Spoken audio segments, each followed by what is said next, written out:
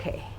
Anyways, all right, Scott. So thank you so much for being here and for having the time between all this lifestyle of the touring and everything. Tycho, which is the name of this music project that you have given life to it throughout the years. I want to start by asking you how's the touring nowadays, and the difference that it has between back in the day, and we can even go a little closer to our times, like the lockdown 2020 and everything. So I don't know, what's the main difference that you've gotten through touring and experiencing live music and your audience as well? I think the biggest thing is, I mean, COVID and the lockdown and all that stuff was when it was the first moment of pause I had in my career after 10 years of touring. I was like, you know what, I wanted to start a family. I want to do all these things that I'd been putting off. So I'm like, oh, this is the opportunity. So I actually took a break through all those years. So we just started getting, this is the first album and first tours since. But yeah, in my experience, it's just way more expensive. Like it costs so much more, like gas, like employees, like just everything, buses, hotels, it doesn't matter. So, and then it seems like the shows have become more expensive for the fans, and so it's just like it's tough because it's like you feel bad, but then it's like you basically lose money on shows, and then there's like all these other elements of it. So yeah, it seems like it's gotten a lot more difficult. So we're fortunate, we're kind of an established act, but I can't imagine if you were like trying to just start making it at this point. So I feel for younger artists right now.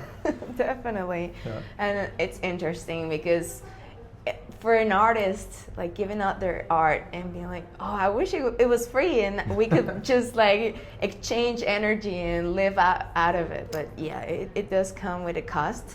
But for example, Scott, now you're saying something really important about new artists and how the industry is working right now and the 1,000 possibilities. But this mindset of doing music doesn't cost anything nowadays because of the different DAWs and ways of going through free tools and everything. But then there's another side of the coin that no one tells you about, or the big corpse don't look at it. So for you, looking at this, I wouldn't say epidemic of thousands of music projects, but for you, what's the lookout on this scene, and any advice that you would say to younger generations, or even to your younger self? But yeah. Yeah, I mean, to your first point, I think the equipment is cheaper than ever, but I never really saw the real investment is time. Like that's the expense, is your time and your energy and your effort, because that costs money, because like it's time that you can't be working at a job, it's time that you can't be doing things you need to do to like keep your life in order and all those things. So that, I think that's always the biggest cost. Like, even when I was starting out, the equipment was relatively expensive, but you could get a couple things and make it work, and it was just about the time. But as far as like how, I mean, the landscape for self-promotion at this point, it's, on the surface, it's like, oh, there's all these different platforms and you can get all this visibility, but then you're lost in a sea of just, you're competing now, I think, for people's attention with just like weaponized content, like content that's been created to like completely engage people. And like, so, music these days is not exact. I don't know. I wonder if people listen to less music now. I'm not really sure what the metrics are on that, but I mean, but on the flip side, I got my start. The first place I ever promoted myself was mp3.com, which was sort of like a very early social network type thing. Yeah. And then MySpace was huge. Like that's really how I think I connected with the most people, is through MySpace. And then I had like a blog, and so like I've always been self-promoting through these sort of platforms that bear some sort of resemblance to what we see now. But I think, the biggest hurdle, I think, for young artists at this point is rising above the noise of just like everyone on earth is producing content, not just music, videos, whatever, and it's all competing for people's attention. So the noise. You said it right. And Scott, how have you found this balance? And going to your recent album, Infinite Health, and like realizing all this stuff that you were not missing out, but putting a pause on having a family and, you know, having some time for yourself and not being on tour and traveling everywhere. So between like the COVID situation and yourself, how would you describe finding out this balance for your life? I mean, I think you've got it together. I wouldn't say I'm struggling. Look like it. I'm struggling. Yeah, kids, family, and like traveling a lot is that's kind of difficult emotionally and just like logistically. Like, you know, my wife has to pick up a lot of the slack, so God bless her heart for that. Yeah, I mean, I think at this point I've found a sort of calmness to the thing, or like I used to have a lot of anxiety around music and my career and all this stuff, just like I took it all way too seriously or something, and like I was just like overwhelmed by it, I think. And I think that time off, it definitely made me appreciate that I get to do this, I think, a lot more, because when you're immersed in it for so long, you start to take it for granted, and you're just like, this is what I do for a living, and like you don't realize like, wait, I'm in these cool places doing all this cool stuff. So like I think that's been really cool, and that's kind of like helped me find peace with the thing. But I also focused during all that time off retooling kind of the live show and like rethinking some of my process in the studio and just trying to make it a little bit more enjoyable and like take some of the stress and anxiety out of it. Definitely. Yeah. All right. So even like you would say appreciating everything that you're living and going through. I think that goes a long way to like creating some calm, you know. Because I was gonna ask you as well a deep question. You can answer or not, but I was gonna mention that having a music career is a long way and a long road. And is there any moment, a specific moment in which you've lost the spark in the industry that you have to face? Not your art, because that flows and you keep nourishing it, but the industry and facing new dynamics and realizing the big monsters are like, what's up? You gotta give us more music. Yeah. I mean, it's a love-hate thing with the industry side of it. I think the music, obviously, I just love making music and art of any kind. So like if I could just sit home and do that all day, I think that'd be cool. I think there's something really fulfilling about getting out and connecting with people and finding new ways to like, finding, you know, exposing the music to new people who I've never heard it before and like having them discover it is always really fulfilling. I think the big love-hate thing is like kind of with, you know, like social media, you know, there's parts of it that I enjoy connecting with people, but then another part is you feel like you're feeding this machine and you're like kind of feeding this thing that really isn't that great of a thing, but it's just the kind of the reality of, it's kind of the only way to connect with people and get the word out. So, you know, it's part of the job. Luckily, I enjoy like visual art and like photography and stuff. So like, I find that as an outlet for like Instagram or whatever. That gets me excited about like, oh, I want to show people these photos that I took on the tour or whatever. So that's fun. But yeah, like thinking of it as like part of your job, that's when it starts to not be fun. So I try to not think about it that way, but in reality, it is. And not have a schedule and your phone popping up of notifications. Totally. Yeah. And Scott, it's really beautiful that you also are mentioning the fact that you also care about the visuals and you have an eye for it and you have found these expressions in art generally. But in this, is there any way of saying which came first, the egg or the chicken, the visuals or the sounds? I don't know, how was it for you? Like first you connected to music and then you started having this process between visual arts and the music, or it was first you connected through your eyes and then the ears came along? I think, well, I always drew as a kid and did like visual art. That was always, but I never touched a musical instrument until I was like 20 maybe. So like, but I loved music and I was really, really into it. I mean, lots of kids, most kids are, but I think there was some element of it I didn't understand that that it was something that I could make until I started listening to like electronic music around when I was 20 when I went away to college. And then I was like, oh, well, I know how to use computers. Like, I can do what these guys are doing. Like, I mean, I couldn't do what they were doing, but like, I knew I could at least try, you know.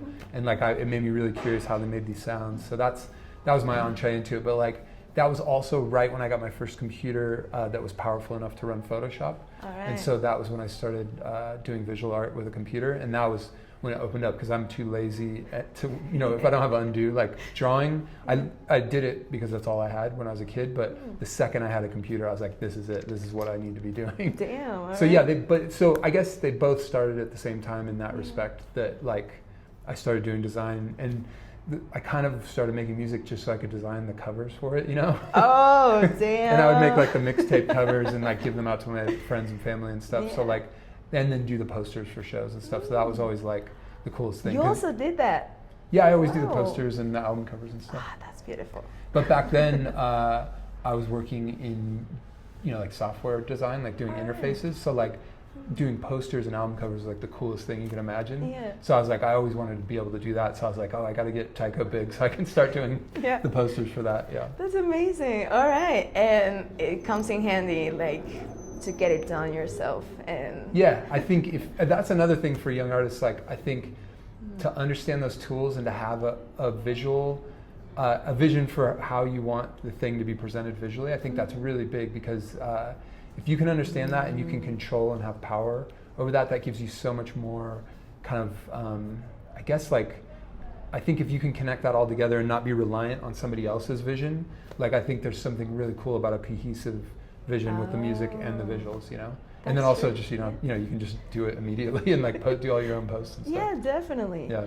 All right. And Scott, nowadays that you have a bigger team, how do you manage between like having all this work team that helps you out with maybe not decisions, but how do you see yourself letting go of this, not the cohesive part of it, but like letting go of certain controls in your in stuff that you don't have to pay as much attention as an artist? Well, I don't know, but how do you manage with more people getting involved in your project? Yeah, I mean, that's always a difficult thing. I think during the years where I kind of took a break, I let go of control a little bit more, and I you know, people, yeah, I think it taught me a valuable lesson that like if all of this isn't coming directly from me and it isn't part of a unified kind of cohesive vision, then like it kind of starts to break down. Yeah. I think this is like an audiovisual project. I've always seen it as that. And so the second you kind of water that down in any way with anybody's outside kind of ideas, which are perfectly valid, but I think when it all comes from the same place and there's like a very, you know, kind of specific message to it, I think that's when it's the most powerful. Right. So I think the tough answer is that like you kind of have to do it all yourself on some level. I think you can trust people to a certain extent, but then there's that another side where there's so many people and they have different opinions and they're really good ideas and they're really good opinions of what you should do or how you should do things. But I think at the end of the day, if you let too much of that in and it becomes watered down, it sort of pushes everything to the center. And so it's this sort of middling thing that like no one can quite relate with. Yeah. But like if you do something that's just exactly how you want it, there's going to be a smaller group, but they're going to be like, that's me, like I get this, you know? Yeah. Maybe you're going to alienate like most other people, but if you try to do this thing in the middle that pleases everyone, every time I've tried to do that, it's just totally failed. So yeah, I think just follow exactly what you want to be doing, because that will resonate the most strongly with some group of people. Damn. Oh, I needed this talking on a Monday morning. I'm like, shit, let's get to it.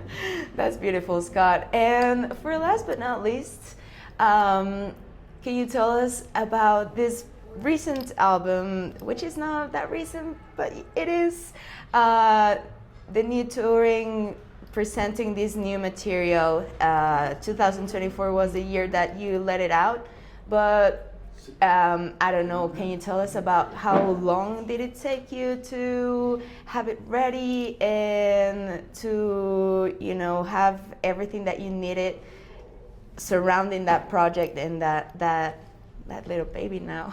Yeah, I mean, it was the longest I've had to make an album since 2010, because the other albums, you know, we were touring and then you had like 8 to 10 months to make the album, and then you had to go right back on the road. Yeah. So this is the first time I had like an open space to just kind of play around and see what happened.